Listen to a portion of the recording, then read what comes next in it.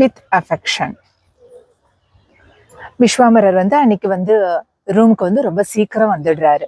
வந்துட்ட பிறகு உடனே வந்துட்டு அவர் வந்து அவருடைய ரூம்ல போயிட்டு தரையில வந்து உக்காந்துக்கிறாரு. அவர் உக்காந்து கொஞ்ச நேரத்திலேயே உடனே வந்துட்டு சனாதன பாபா வந்து அவரோட குஃபால இருந்து வெளியே வராரு. வெளியே வந்துட்டு அவரும் வந்து அந்த பக்கத்து ரூம்ல உட்காந்து சோஃபால உட்காந்துக்கிறாரு. அப்படியே அவருடைய ஃபேஸ் வந்து அப்படியே வந்து அவ்வளோ பிரைட்டா பிரகாசமா இருக்கு. நைட்டும் பகலும் சேன் பண்ணி அப்படியே அவரோட ஃபேஸ் வந்து பிரகாசமா இருக்கு. உடனே வந்து அவசர அவசரமான எண்ணத்தோட வந்து சொல்றாரு, வித் அஃபெக்ஷன், பாசத்தோட சேன் பண்ணணும் அப்படின்னு சொல்றாரு. அதாவது கொஞ்சம் கூட வந்துட்டு வா வா எப்படி இருக்க, நல்லா இருக்கியா, எப்படி இருந்துச்சு, அதெல்லாம் எதுவும் கேட்கல. டைரக்டா வந்துட்டு நேத்து முடிச்ச கொஸ்டின் இருக்கு இல்லையா, நேத்து விஸ்வாம்பரர் வந்து கேட்டிருந்தாரு எப்படி வந்து சேன் பண்ணணும், எப்படி பெட்டரா சேன் பண்ணணும் அப்படின்னு கேட்டிருந்தாரு இல்லையா. ஸோ அதுக்கு வந்து இவர் வந்து உடனே ஆன்சர் கொடுக்குறாரு, வித் அஃபெக்ஷன், பாசத்தோட சேன் பண்ணணும் அப்படின்னு சொல்றாரு. ஒருத்தன் வந்து அவன் வந்து அஃபென்ஸ் இல்லாம சாண்டிங் பண்ணான்னா அவன் வந்து எப்பவுமே கிருஷ்ணாவை வந்துட்டு கடவுளை வந்து ப்ளீஸ் பண்ணுவான், எப்பவுமே ப்ளீஸ் பண்ணிட்டே இருப்பான். அவன் வந்து அஃபென்ஸ் இல்லாம பண்ணான். ஆனா அவன் வந்து அவளோ அஃபெக்ஷனோட பண்ணா அப்பதான் வந்து கடவுள் வந்து அவங்களுக்கு வந்து டைரக்டான சர்வீஸ் கொடுப்பாரு, இன்டிமேட் சர்வீஸ் கொடுப்பாரு. எங்கன்னா வந்து கோலோக விருந்தாவனம்.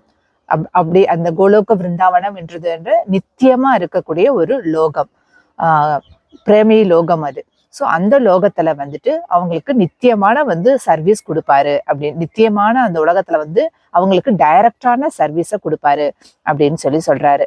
அப்படி அவங்க அஃபெக்ஷன் இல்லாம பண்ணாங்கன்னா என்ன ஆகும்னா, ஒரு படி கீழே கோலோக பிருந்தாவனத்துக்கு ஒரு படி கீழே வந்து வைகுந்தம் இருக்கு.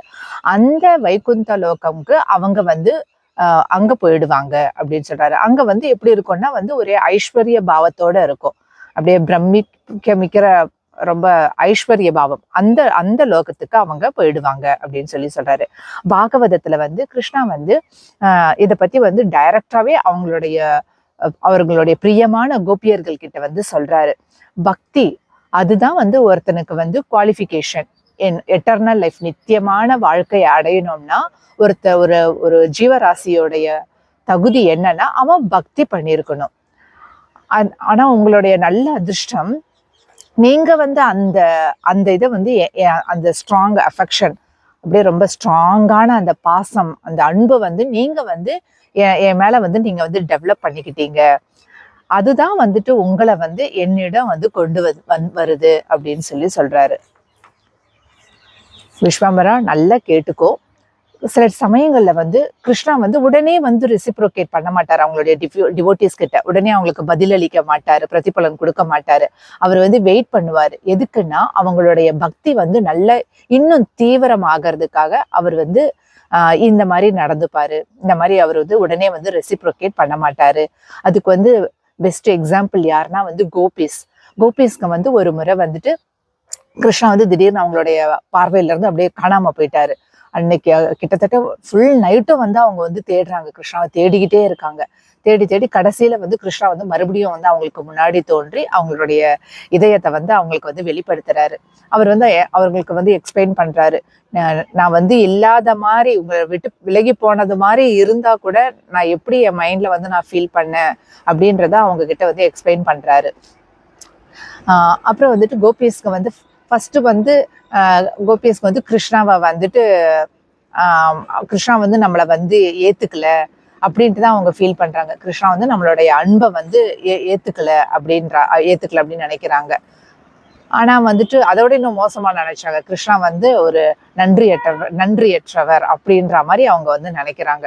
உடனே வந்து விஸ்வாம்பரருக்கு வந்து இவர் என்ன என்னுடைய மைண்ட் வாய்ஸை கேட்ச் பண்ணிட்டாரா, எனக்கும் வந்து இதுக்கு முன்னாடி ரொம்ப காலத்துக்கு முன்னாடி எனக்கும் வந்து ஃபெய்த்தே போயிடுச்சு இல்லையா, நானும் என்னோட ஃபெய்த்தே இழந்துட்டேன். ஆனா நார்மல் இதெல்லாம் பாபாங்களுக்கெல்லாம் வந்து மற்றவங்களுடைய மைண்ட் வாய்ஸை கேட்ச் பண்றது அது வந்து நார்மல்.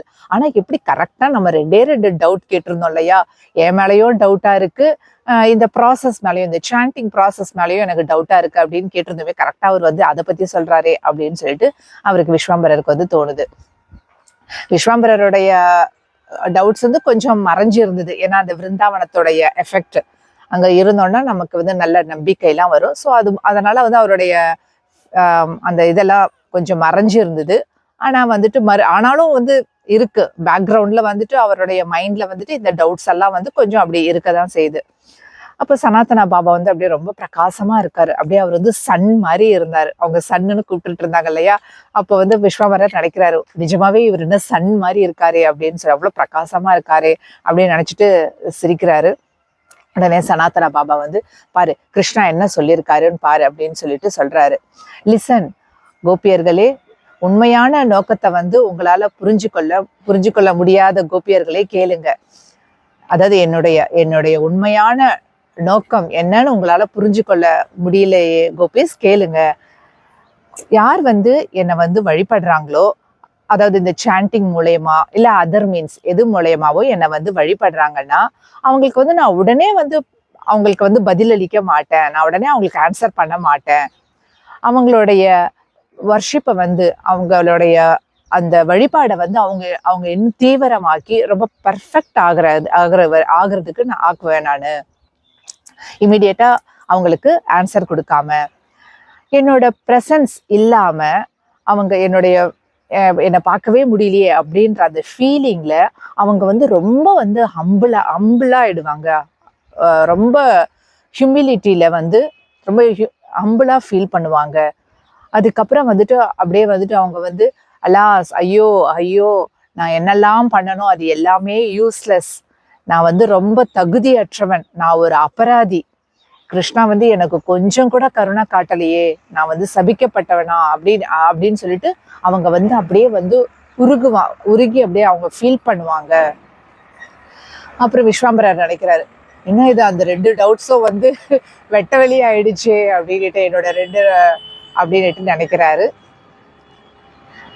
சனாதனா பாபா வந்து அப்படியே அவரோட மைண்ட் வாய்ஸை கேட்ச் பண்ணிட்டு அப்படியே குறுக்க பூந்து சொல்ற மாதிரி சொல்றாரு. இந்த மாதிரி ஹம்பிளா அந்த பணிவோட அவங்க நினைச்ச அடக்கமான அந்த ஸ்டேஜ்ல அவங்க இன்னும் ரொம்ப விரக்தி ஆயிட்டு அவங்க அந்த வருந்துவாங்க. அந்த வருத்தம் இருக்கு இல்லையா, அது வந்து ஃபயர் மாதிரி.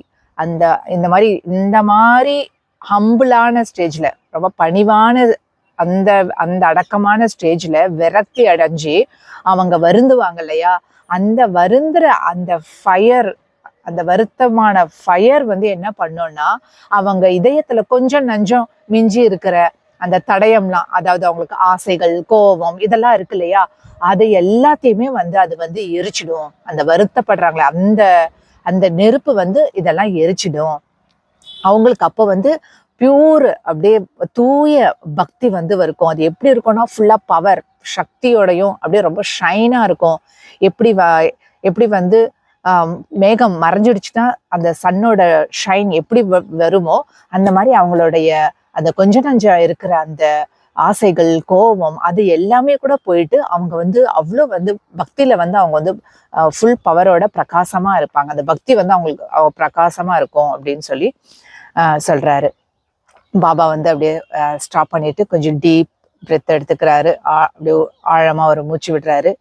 நேர்மையா சொல்லு விஸ்வாம்பரா, நீ என்ன நினைக்கிற அப்படின்னு சொல்லி கேட்கிறாரு. விஸ்வாம்பரர் வந்துட்டு என்ன சொல்றது, நம்ம தலையில பொறுப்பு விட்டுட்டாரே, 2 ஆப்ஷன் இருக்கு. ஒண்ணு வந்து இவர் சொல்றதுக்கெல்லாம் ஆமான்னு தலையாட்டுறது, இல்லாட்டி வந்துட்டு இல்ல அப்படின்னுட்டு என்னுடைய டவுட்ஸ் எல்லாம் முன்னாடி வைக்கிறது. என்ன பண்ணலாம், டவுட்ஸ் எல்லாம் மறுபடியும் சேலஞ்சிங்கா கொஸ்டின் கேட்கறது ஒரு டேஞ்சரஸ் தான். ஆனாலும் என்ன பண்றது, நான் கேட்டுதான் ஆகணும் அப்படின்னு நினைச்சுக்கிட்டு அவர் வந்து விஸ்வாம்பரர் வந்து சொல்றாரு, இது நான் வந்து என் குரு கிட்ட கூட நான் கேட்டிருக்கேன், நான் மறுபடியும் உங்ககிட்ட சொல்றேன், நான் குரு கிட்ட சொல்லியிருக்கேன், உங்ககிட்டயும் மறுபடியும் சொல்றேன். ஒரு ஸ்பிரிச்சுவல் ப்ராசஸ், ஒரு ஆன்மீக பயிற்சி இருந்ததுன்னா, அது ரொம்ப பவர்ஃபுல்னா என்ன ஆகும்னா, அவங்களுடைய அந்த தகுதி இல்லாததெல்லாம் பார்க்கக்கூடாது. யார் அதை ப்ராக்டிஸ் பண்றாங்களோ அவங்க தகுதியற்றவர்கள் அப்படின்னுட்டு அது பார்க்கக்கூடாது. இப்போ ஒரு நல்ல மெடிசன் இருக்குன்னு வச்சுக்கோங்க, அது வந்து இறக்க போற ஒருத்தரை கூட வந்து காப்பாத்துச்சுனாதான் அது வந்து குட் மெடிசன், சூப்பர் மெடிசன்ங்க. அவர் இறந்து போற ஸ்டேஜ்ல வந்து அது வந்து அந்த மெடிசன் வந்து காப்பாத்திடுச்சுங்க அப்படின்னா அது குட் மெடிசன். ஒரு ஸ்ட்ராங் ஃபயர்னா ரொம்ப ஸ்ட்ராங், அது வந்து ஈவன் எவ்வளவு வெட்டா இருந்தா கூட வந்துட்டு அதை வந்து அப்படியே இது பண்ணி அதை வந்து எரிச்சிடணும் இல்லையா, அது ஸ்ட்ராங் ஃபயர் எரிக்கணும், அப்பதான் அது வந்து ஃபயர். ஏன்னா ஃபயர்னாலே அதோட தன்மை என்ன, அது எல்லாத்தையுமே எரிச்சிடும். அப்போ அது வந்து பார்க்காது இது காஞ்சிருக்கா வெட்டா இருக்கா, அதெல்லாம் கூட அது எரிக்கணும். அதே மாதிரிதான் வந்துட்டு சாண்டிங்கும் வந்து ஈவன் ஒருத்தவங்களுடைய ஹார்ட் இதயம் ரொம்ப பலவீனமா இருந்தா கூட, என்னென்னமோ ஆசைகள் அது இதுன்னுட்டு எவ்வளோ இதா இருந்தா கூட அது வந்து ஒர்க் பண்ணணும், சாண்டிங் வந்து ஒர்க் பண்ணணும். ஆனா அது என்னோட கேஸ்ல அது நடக்கல அப்படின்னு சொல்லிடுறாரு. சனாதன பாபா வந்து அப்படியே இதாயிடுறாரு. ரியலி உனக்கு அது ஒர்க் ஆகலையா அப்படின்னு சொல்லி கேட்குறாரு. நீ தப்புன்னு நான் நினைக்கிறேன் நானு, சரி நாளைக்கு கண்டினியூ பண்ணலாம் அப்படின்னு சொல்றாரு. எந்திரிச்சு அவரோட கேவுக்கு போயிடுறாரு. இப்போ கேவுக்கு போய் நுழையறதுக்கு முன்னாடி திரும்பி வந்து சொல்றாரு, சந்தேகம்லாம் வந்துட்டு புத்திசாலித்தனத்துடைய அடையாளம் தான். ஆனா ரொம்ப புத்திசாலி கூட அவனோட புத்திசாலித்தனத்தால இந்த உலகத்துல நடக்கிற குழப்பம்லாம் இருக்கு இல்லையா, அதுலலாம் இருந்து அவனால வந்து வெளியே கொண்டு வர முடியாது அப்படின்றத ஒப்புக்கொள்ளணும் அப்படின்னு சொல்றாரு. ஹரி போல்.